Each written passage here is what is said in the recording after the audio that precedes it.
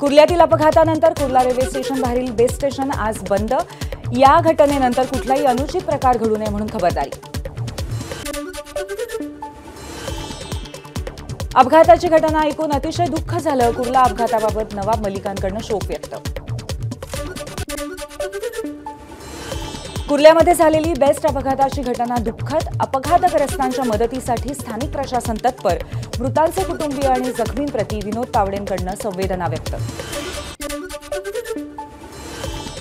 कुर्ल्यातील घटना अत्यंत धक्कादायक आहे। संपूर्ण घटनेची चौकशी केली जावी, वर्षा गायकवाडांची मागणी। तर अपघातग्रस्तांना काँग्रेस पक्ष मदत करेल, वर्षा गायकवाडांची प्रतिक्रिया। आमदार दिलीप लांडेंकडून ही अपघातस्थळाची पाहणी। अत्यंत दुर्दैवी घटना, जखमींवरती उपचार सुरू, दिलीप लांडेंची प्रतिक्रिया। कुर्ला बस अपघात प्रकरणी सीआयडी चौकशी करावी, सचिन खरात यांची मागणी। तसंच बेस्ट बसच्या डागडुजीकडे प्रशासन लक्ष देत नसल्यामुळे असे अपघात होतात, खरात यांचा आरोप।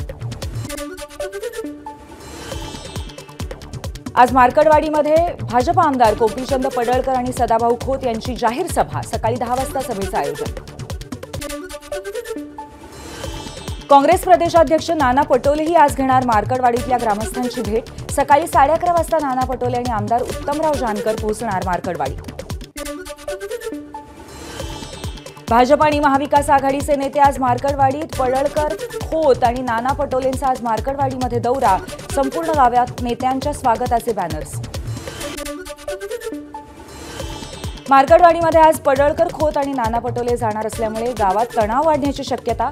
पडळकर ईव्हीएम विरोधात पसरवल्या जाणाऱ्या फेक नरेटिव्हला उत्तर देणार। नागपुरामध्ये 16 डिसेंबरपासून राज्य सरकारचं हिवाळी अधिवेशन। 3 दिवसाच्या विशेष अधिवेशनाची झाली सांगता। 21 डिसेंबरपर्यंत चालणार हिवाळी अधिवेशन।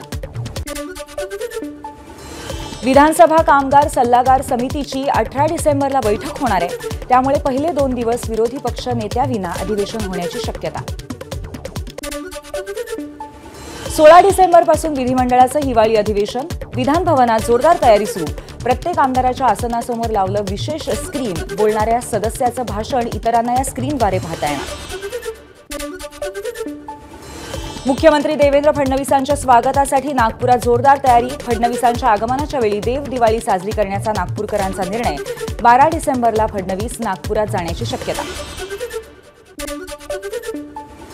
राज्य सरकारचा एसटी कर्मचाऱ्यांना दिलासा। सवत मूल्याच्या प्रतिपूर्तीपोटी 350 कोटी रुपयांचा निधी वितरित। पुढील 2 दिवसात एसटी कर्मचाऱ्यांचा पगार होणार। केंद्रीय लोकसेवा आयोगाद्वारे घेण्यात आलेल्या यूपीएससी नागरी सेवा परीक्षेचा 2024चा निकाल जाहीर।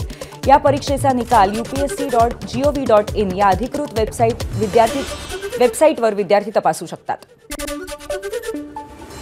म्हाडाच्या कोकण मंडळाच्या 2264 घरांच्या सोडतीचा अर्ज स्वीकृतीला 15 दिवसांची मुदतवाढ। 10 डिसेंबरऐवजी 25 डिसेंबरपर्यंत अर्ज विक्री स्वीकृतीची प्रक्रिया सुरू।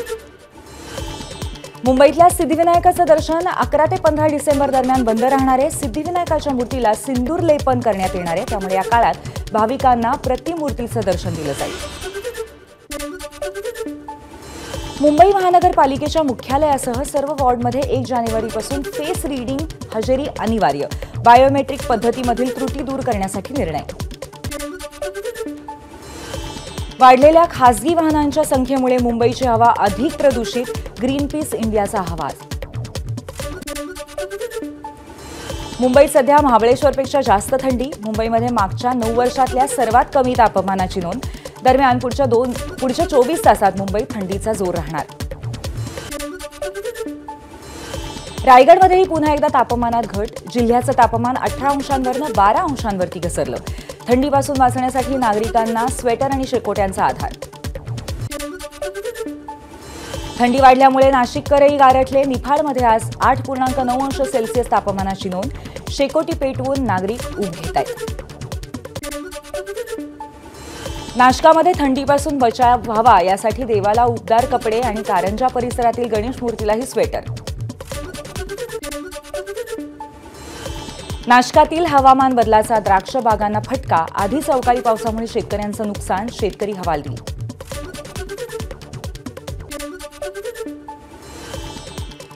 बुलढाणा जिल्ह्यामध्ये कडाक्याची थंडी, तापमानामध्ये 10 अंशापर्यंत घट. थंडीचा रब्बी पिकांना फायदा होणार. नंदुरबारमध्येही तापमानाचा पारा घसरला. सातपुड्याच्या डोंगर रांगांमध्ये तापमान 9 अंश सेल्सिअसपर्यंत खाली. धुळ्यामध्येही शहरासह जिल्ह्यात तापमान घसरलं. जिल्ह्याचं तापमान 4 अंश सेल्सिअसवर. यंदाच्या हंगामातील सर्वात नीचांकी तापमानाची नोंद. कडाक्याच्या थंडीमुळे जागोजागी पेटल्या शेकोट्या. पुणेकरांसाठी महत्त्वाची बातमी. शहराचा पाणीपुरवठा गुरुवारी बंद राहणार आहे, तर शुक्रवारी कमी दाबाने पाणीपुरवठा होईल. यंदाचं वर्ष सर्वात उष्ण ठरण्याची शक्यता. युरोपियन हवामान संस्थेचा अंदाज. जागतिक तापमान वाढीमुळे सरतं वर्ष गेल्या वर्षीपेक्षा अधिक उष्ण. एबीपी माझा, उघडा डोळे बघा नीट.